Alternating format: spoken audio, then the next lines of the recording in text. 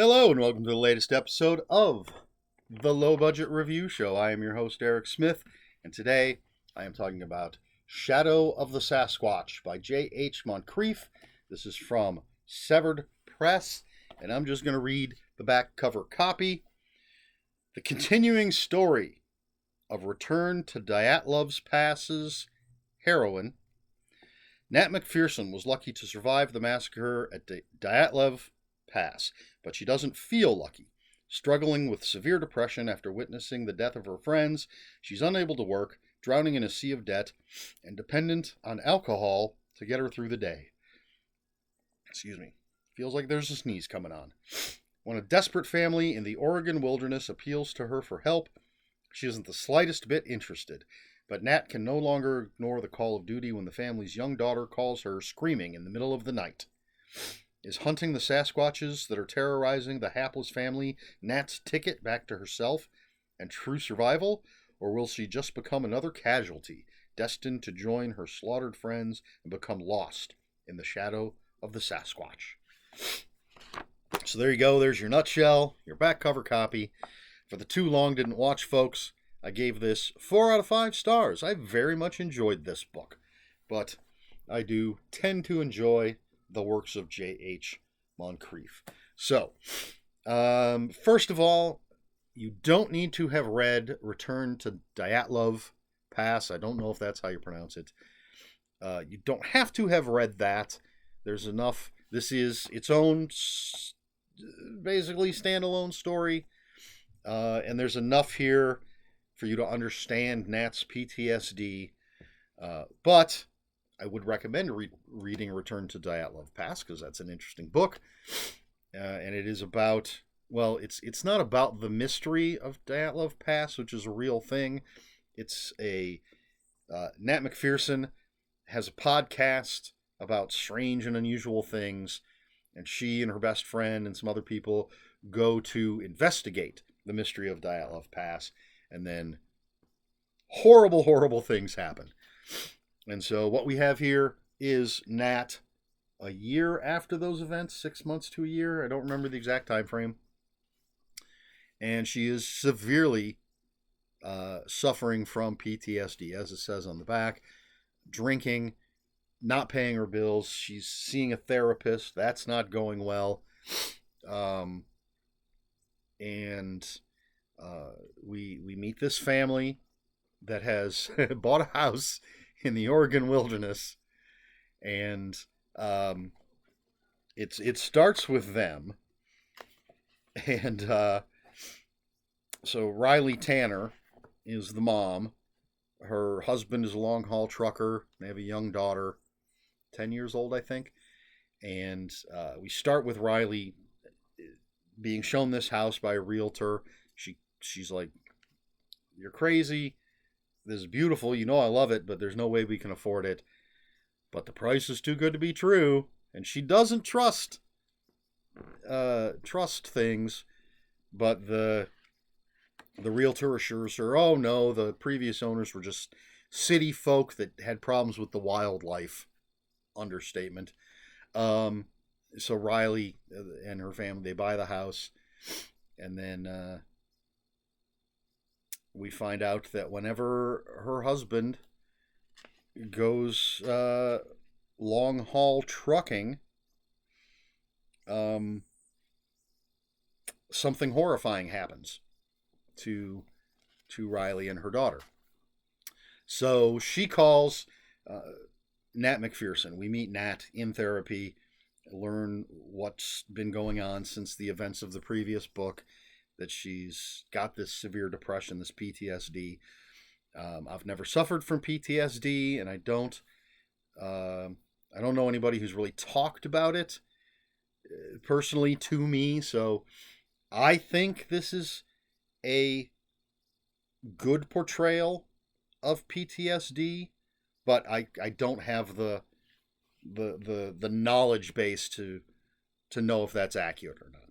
If anybody reads this who knows about PTSD, I'd be interested in knowing what they think, how they think the portrayal is in here. So we meet Nat in therapy. Her life falling apart and she doesn't care. But she gets a call from Riley Tanner begging for help. Nat's not interested. But then, after ignoring multiple phone calls from Riley, she gets a call from the 10-year-old daughter, and Nat just can't say no to a child, and so she goes out to Oregon to figure out what the hell's going on. And that's where the adventure, that's not the right word, really begins. And again, J.H. Moncrieff, fantastic character work. I think she's doing great with portraying the PTSD that Nat has. I liked Nat as a character in the first book. I enjoy her as a character in this book. And I think that Riley and her husband have a believable relationship. And I like the little kid. Kids in books tend to go one of two ways. I know there's going to be exceptions. This is a broad generalization. But either they're just like little annoying shits or written completely unrealistically, or they're adorable and you just fall in love with them. And the child in this one, whose name, unfortunately, I can't recall, falls into the second category. I think she's a very fun character. Brooke is her name. So there you go. So yeah, I think I love the character work in here. It's not really a mystery. It's called Shadow of the Sasquatch. So, the portrayal, their behavior, I like cryptids, Bigfoot, Sasquatch, that kind of thing. Not my favorites, because I guess they're too ordinary, for lack of a better way to describe it. But apparently the behavior exhibited by the Sasquatches in this book isn't typical Sasquatch behavior.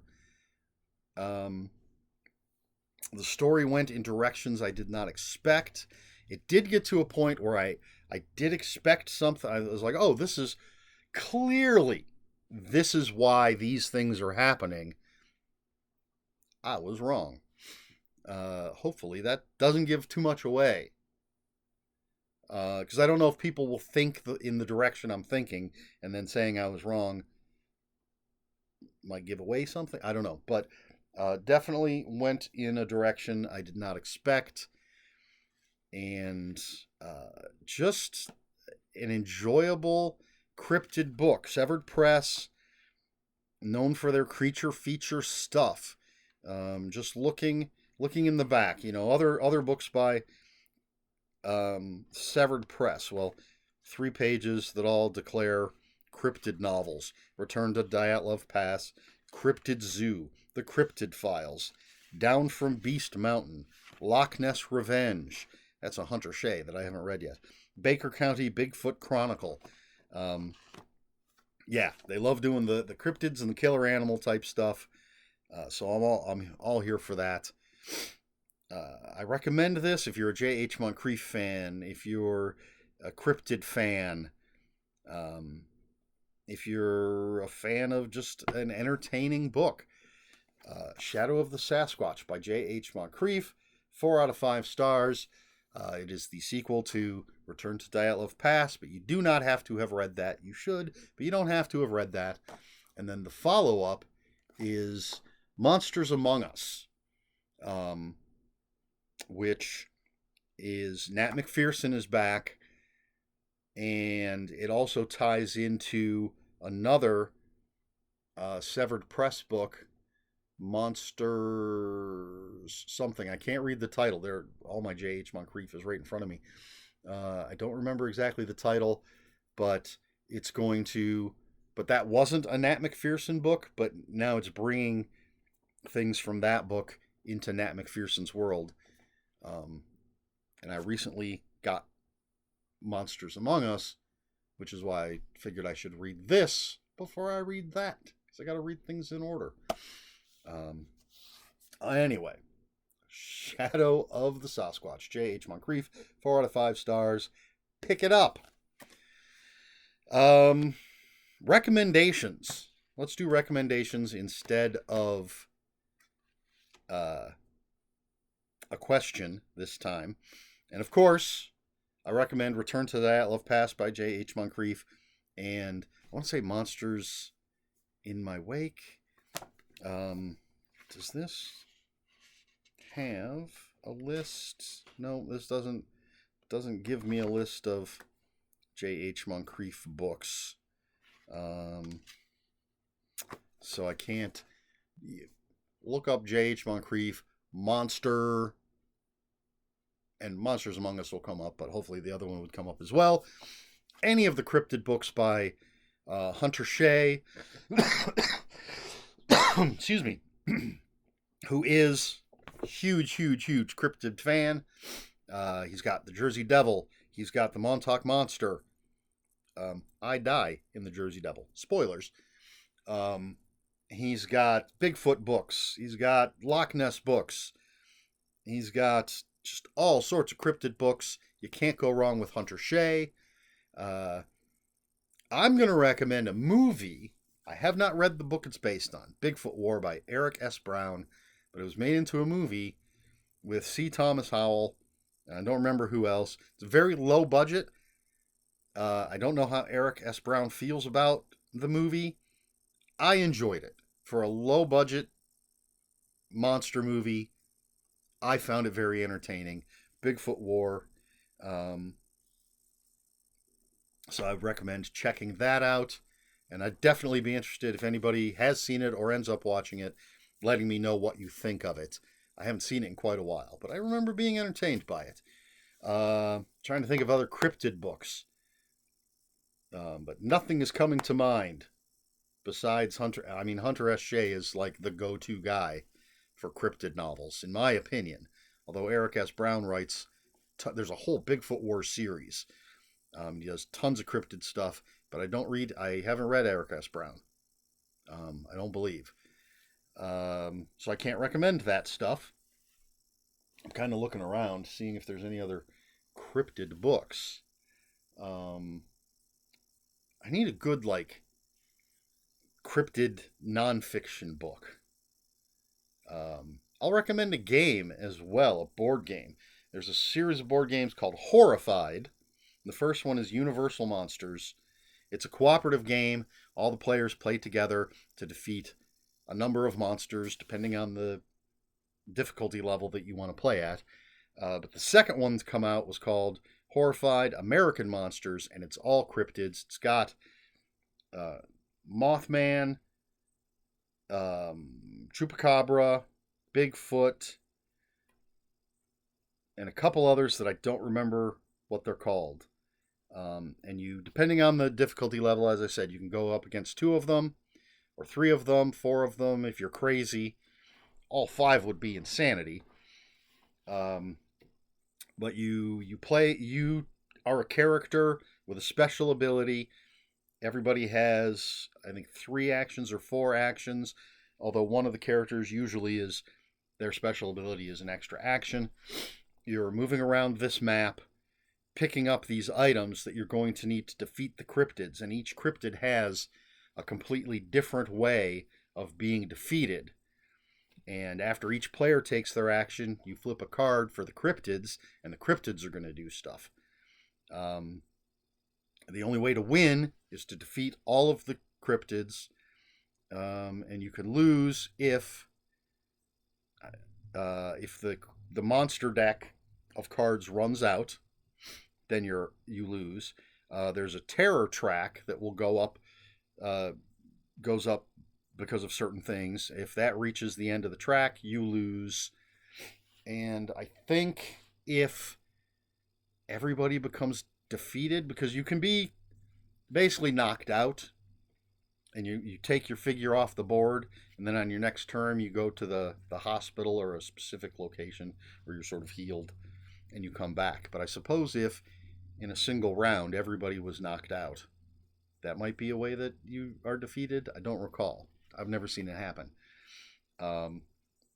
But I know, like, if you're going up against Bigfoot, whenever he moves, normally the monsters move towards people. Bigfoot moves away, but he leaves footprints.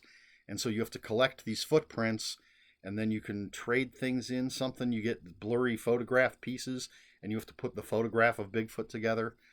And then once you've done that, you can defeat Bigfoot.